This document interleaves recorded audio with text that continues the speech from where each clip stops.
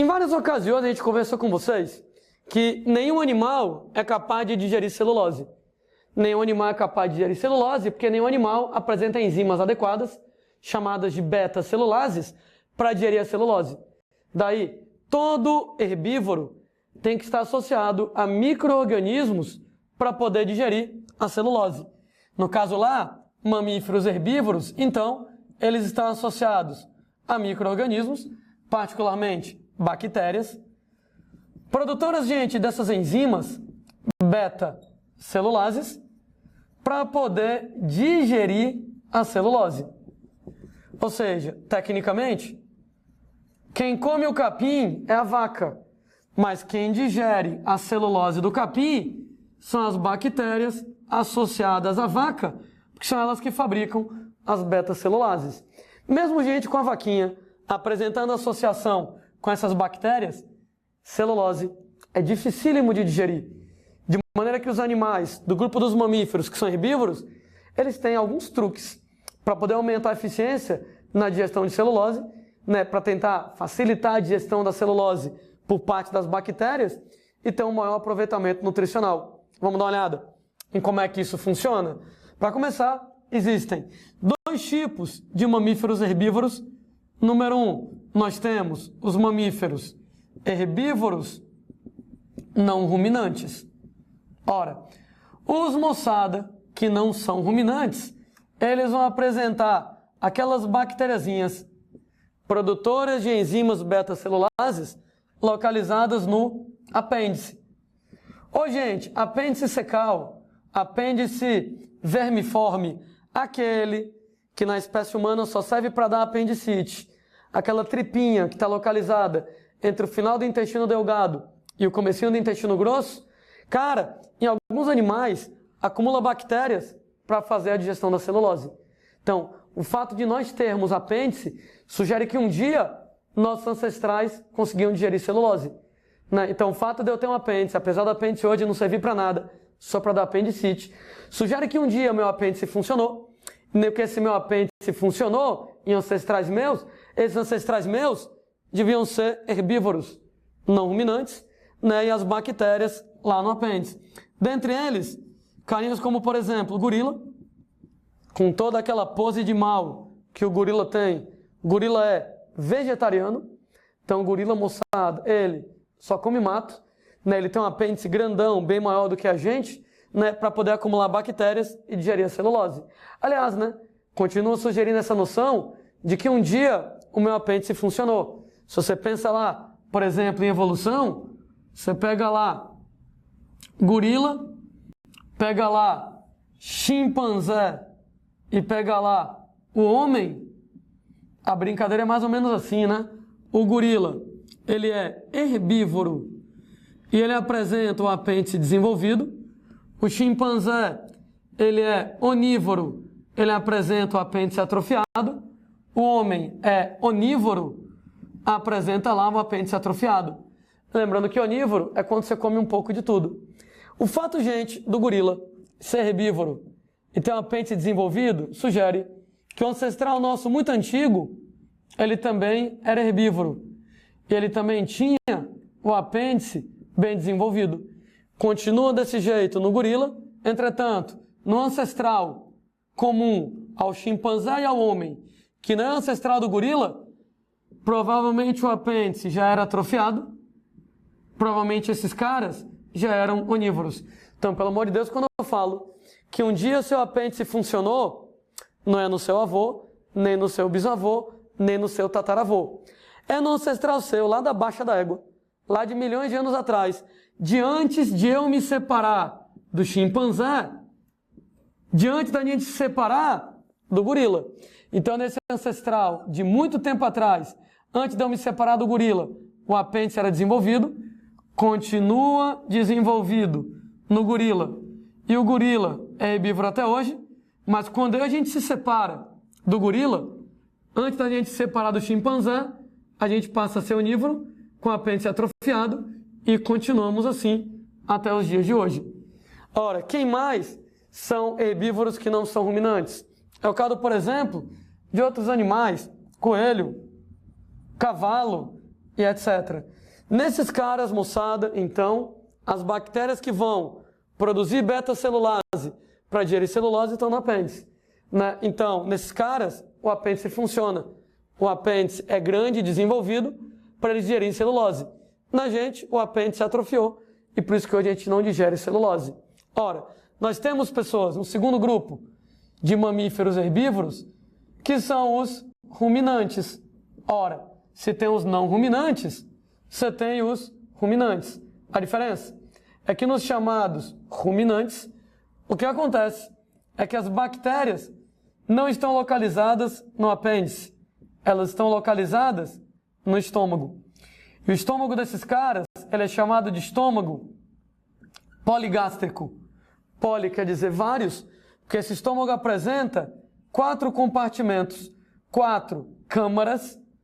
E, gente, a digestão de celulose nessas desgraças é complicado pra caramba. Quem é que é? Ruminante. Animais como, por exemplo, boi e automaticamente vaca, né? Carinhas como carneiro e automaticamente ovelha, né?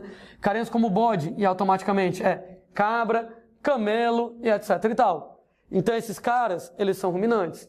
E no caso deles, as bactérias produtoras de beta-celulase para digerir a celulose estão localizadas no estômago. Esse estômago apresentando 4 câmaras, 4 compartimentos. Lá vamos nós na sequência em que eles vão aparecer no processo digestivo: rumen ou pança, retículo ou barrete,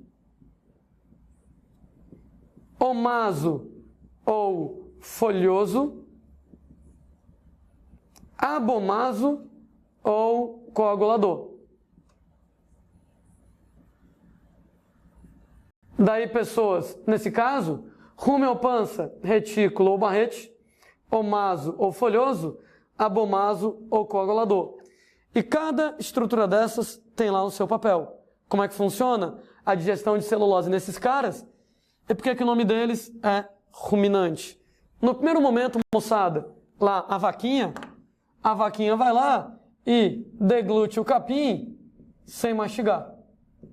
Ou seja, ela arranca um tufo de capim e engole o capim sem mastigar.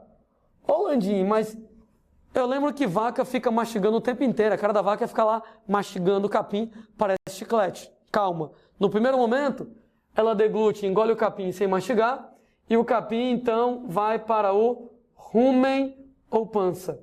Gente, o rumen ou pança, ele funciona, entre aspas, como um viveiro de bactérias. Em outras palavras, ok?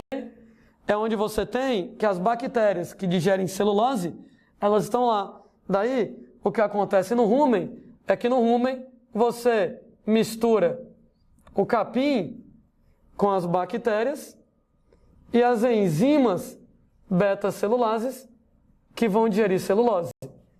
Uma vez, moçada, que você misturou o capim com as bactérias e as enzimas, você tem que essa mistura passa para a segunda câmara, que é o retículo ou barrete.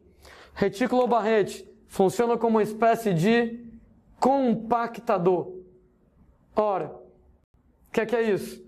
Basicamente o retículo, ele compacta, ele amassa aquela mistura capim, bactérias, enzimas beta-celulases em blocos que vão ser devolvidos à boca para a vaca poder mastigar. Que você vai devolver à boca para a vaca poder mastigar. Tudo bem? Vamos entender isso. Para que serve mesmo a mastigação? Mastigação é um tipo de digestão mecânica e o objetivo da mastigação é aumentar a superfície de contato entre o alimento e as enzimas digestivas. Não adianta nada você mastigar o capim nesse momento. Por que não adianta mastigar o capim nesse momento? Porque na boca não tem enzima para digerir celulose. Como na boca não tem enzima para digerir celulose, não adianta mastigar porque não tem como aumentar o contato entre o alimento e a enzima. Entretanto, agora que eu misturei o capim com as bactérias e as enzimas, agora sim, eu quero devolver a boca para poder mastigar, para no que eu mastigar, eu aumentar a superfície de contato entre as enzimas e a celulose e digerir de modo mais eficiente. E é para isso que existe o retículo. Retículo meio que pega aquela mistura, capim, bactérias, enzimas, amassa. A massa é um órgão muscular, né, que ele amassa até formar bolinhas, e essas bolinhas vão ser devolvidas à boca, através de um processo de inversão voluntária do peristaltismo. Então a vaquinha inverte voluntariamente o peristaltismo e com isso devolve o capim à boca, leva aquela mistura capim, bactérias, enzimas à boca, para que a vaca finalmente mastigue, para que haja mastigação. Aliás, duas coisas, né? Número 1, você não consegue inverter voluntariamente o peristaltismo. Se você quiser esvaziar o estômago, você vai ter que tacar o dedo na goela para induzir o vômito, né? Lá na garganta tem alguns receptores de vômito, né, que dão reflexo de vômito. Daí, se você coloca o dedo lá na goela, aciona os receptores do reflexo de vômito, você vomita e inverte voluntariamente. Mas a vaca não precisa disso. A vaca controla. Se ela quiser que o peristaltismo vá para baixo, boca e estômago vai para baixo. Se ela quiser que vá para cima, estômago, boca, vai para cima. Então a vaca controla voluntariamente isso. O alimento ele pode boca e estômago, pode estômago, boca. Gente, o que significa o nome ruminar? Ruminante. Ah, ruminar é isso. Ruminar é você devolver o alimento à boca para mastigar. Se você vomitar e ficar mastigando vômito, caramba, que nojo. Se você mastigar ou vomitar e ficar mastigando vômito, eu vou dizer que você está ruminando. É basicamente o que a vaca faz, né? A vaca, ela vai lá, entre aspas, vomita voluntariamente, devolve o capim à boca e finalmente ela vai mastigar, né? Então isso é ruminar, né? Essa etapa aqui da brincadeira é a ruminação, a cara da vaca, né? Tu pensa na vaca, tá lá ela mastigando e mastigando e mastigando, mas nesse momento, depois que ela vai lá e devolve o alimento à boca e mastiga o alimento que ela devolveu, ela vomita e mastiga o vômito, entre aspas, né? Mas aí, para exatamente aumentar a superfície de contato entre as enzimas e o capim. Uma vez que ela faz isso, ela deglute novamente. É a segunda deglutição. A vaca tem uma espécie de válvula que ela controla por onde o alimento vai. Daí, da primeira vez que ela engoliu, o alimento foi para o rumen. Da segunda vez que ela engoliu, o alimento vai direto para o omaso. Ela controla isso voluntariamente. Então ela tem uma válvulazinha que ela controla. Ou ela manda para o rumen, ou ela manda para o omaso. Da primeira vez ela mandou para o rumen para fazer isso. Da segunda vez agora ela manda para o omaso. E gente, o que é que acontece no omaso? A digestão da celulose. No omaso, as bactérias se multiplicam. No que as bactérias se multiplicam, aí que elas produzem muita enzima mesmo. Produzem muita enzima beta-celulase para finalmente digerir a celulose. Ah, a propósito, né? Esse é um ambiente anaeróbico e elas trabalham por processos de fermentação. E aí, a gente chama às vezes essa região de câmara de fermentação. É onde as bactérias estão lá se multiplicando, fabricando glicose, elas vão obter energia para se multiplicar bem muito. No que elas vão lá se multiplicar bem muito, elas se multiplicam, fabricam beta-celulase pra caramba para poder digerir a celulose finalmente. E aí, celulose é digerida em glicose. Ainda falta uma última câmara, que é o abomaso. E, gente, para que serve o abomaso ou coagulador? Abomaso ou coagulador é o estômago químico da vaca. É o equivalente ao nosso estômago, sendo que o abomaso ou coagulador é a única câmara, o único compartimento do estômago da vaquinha que produz enzimas próprias. Que produz enzimas próprias. Notem bem que nas outras três câmaras, rumen ou pança, retículo ou barrete, omaso ou folhoso, só vai agir a beta-celulase, que é a bactéria quem fabrica. Só quem fabrica enzimas próprias é o coagulador, por isso que ele é chamado de estômago químico. E Landinho, para que servem essas enzimas? Ô moçada, para que serve mesmo, né, o seu estômago? Qual é a substância química que o estômago digere? Açúcar, lipídio ou proteína? Proteína, né? Então, da mesma maneira, o estômago químico da vaca, ele vai produzir enzimas, proteases, para digerir proteínas. Ou seja, proteases que nem a nossa pepsina. Aliás, questão clássica sobre esse assunto. Qual das 4 câmaras do estômago da vaca equivale ao seu estômago? Abomasocoagulador. Né? Porque o papel do abomasocoagulador é o papel do nosso estômago, digerir proteína. Então, o estômago químico, a única câmara que fabrica enzimas iguais às nossas enzimas do estômago para digerir proteínas, proteases. Daí, o papel do abomaso, exatamente, a digestão de proteínas. Opa, uma dúvida. Marque verdadeiro ou falso. Capim é rico em proteína. Capim é rico em proteína, verdadeiro ou falso? Falso pra caramba, né? Se capim fosse rico em proteína, só quem tiver os garotão lá da academia comendo capim para ficar bombadão. Mas capim não tem proteína. E Landinho, como é que a vaca consegue essa mágica de pegar o capim, que não tem proteína, e produzir carne, produzir músculo, que tem proteína pra caramba? Ora, nas aulas de bioquímica, eita, a gente comentando certa vez, que nenhum animal é capaz de transformar carboidratos em proteínas. Nenhum animal. Porque, por exemplo, né? Quando você pega lá carboidrato, quais são os elementos químicos que a gente tem no carboidrato? Ora, carboidratos, eles são carboidratos. Eles têm carbono, hidrogênio e oxigênio. E quando você pega uma proteína, proteínas são feitas de aminoácidos. Aminoácidos, eles apresentam amina e ácido. Tem carbono, hidrogênio, oxigênio e nitrogênio. O que quer dizer que, para transformar carboidrato do capim em proteínas, em aminoácidos, eu vou precisar de nitrogênio.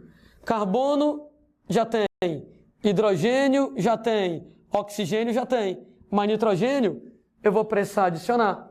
Então eu vou precisar adicionar nitrogênio na forma, por exemplo, lá de amônia, para exatamente poder transformar carboidrato do capim em proteína no músculo da vaca. Mas eu acabei de dizer que nenhum animal é capaz de fazer isso. Eu não consigo fazer isso, você não consegue fazer isso, a vaca não consegue fazer isso. Ela não consegue pegar o carboidrato, adicionar nitrogênio para fazer proteína, para fazer aminoácido. Entretanto, a bactéria consegue. De maneira, moçada, que na verdade é a bactéria que vai fazer isso. As próprias bactérias, aquelas mesmas que estão fabricando beta-celulase, elas vão fazer isso. Elas vão pegar a glicose derivada da celulose, então quebra a celulose em glicose, pega a glicose, adiciona amônia para fabricar proteínas. A propósito, essa amônia é derivada de ureia. É por isso, moçada, que na saliva da vaca tem ureia, né? Então a vaca, né? Você elimina ureia no xixi, você vai eliminar ureia na urina. A vaca elimina ureia no xixi, na urina, mas guarda um pouquinho de ureia e joga na saliva. Para quando ela jogar a ureia na saliva, que ela engole a saliva dela, chegar lá no finalzinho do estômago, tem ureia, a ureia origina amônia para exatamente a bactéria poder transformar carboidrato em proteínas que a bactéria usa e a própria vaca vai utilizar. Em outras palavras, você vai digerir proteínas das próprias bactérias. Suprema traição, né? Olha que traição horrorosa. Gente, a bactéria era gente boa para a vaca. A bactéria digeriu o capim para a vaca. A bactéria está dando proteína para a vaca. E a vaca traidora digere as proteínas das bactérias, mata as bactérias, devora as bactérias como fonte de aminoácidos. Ou seja, na verdade, quando você comer aquele bifão, carne de vaca, a proteína é de origem bacteriana. Tecnicamente, quem fabrica a proteína da carne da vaca, do músculo da vaca, não é a vaca. São as bactérias associadas à vaca. É a bactéria que vai digerir celulose em glicose, pegar a glicose, pegar a ureia, amônia e colocar lá para fazer proteína. E no abomaso, que é o estômago químico, no abomaso ou coagulador, estômago químico, digere a proteína das bactérias como fonte de aminoácidos. Ô Landinho, tadinha da bactéria. Não, gente, tadinha não. Ciclo de vida das bactérias é muito curto. Essa bactéria talvez fosse morrer espontaneamente, né? Tanto é que eu vou dizer que para a bactéria ainda é vantagem, mesmo ela morrendo, porque, bem ou mal, a vaca dá todas as condições para as bactérias se multiplicarem. Então a vaca no rumen ou pança, no viveiro de bactérias, a vaca vai lá, dá condições para a bactéria se multiplicar. Bactéria pra caramba. Quando a bactéria vai passando rumen, retículo, omaso, abomaso, já estava mais ou menos no tempo da bactéria morrer. A vaca apenas aproveita a bactéria e usa como fonte de aminoácidos. Ah, a propósito, né, não sei se alguém aí é de interior, né, sítio, fazenda, é por isso que a moçada coloca ureia na ação do gado. Por que a moçada coloca ureia na ação do gado? Ureia na ração da vaca é exatamente para poder liberar amônia para as bactérias no estômago da vaca transformarem carboidrato em proteína para a vaca poder produzir carne.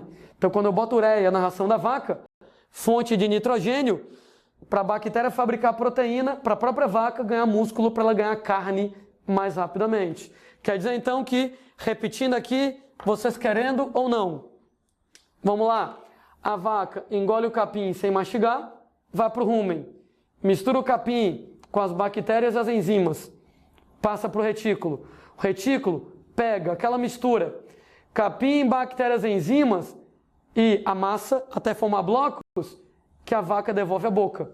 Por uma inversão voluntária do peristaltismo, ela vai lá e leva aquela mistura capim, bactérias, enzimas à boca para finalmente ela mastigar. Isso se chama ruminar. Ruminar é devolver o alimento à boca para mastigar. Mastigar o vômito. Vomitar e mastigar o vômito. Ela engole de novo. Quando ela engole de novo, já manda para o omaso. No omaso as bactérias se multiplicam, fabrica a enzima beta-celulase pra caramba para digerir celulose. E a celulose é digerida. Aliás, em que câmara você vai digerir celulose? Principalmente no omaso. Então o omaso é a principal câmara que vai digerir celulose. E aí depois vai para o abomaso, onde o abomaso vai digerir proteína. Então o omaso é quem digere a celulose, e o abomaso, coagulador, estômago químico, quem digere proteína, derivada das bactérias, a própria bactéria que fabricou essas proteínas que a vaca vai utilizar.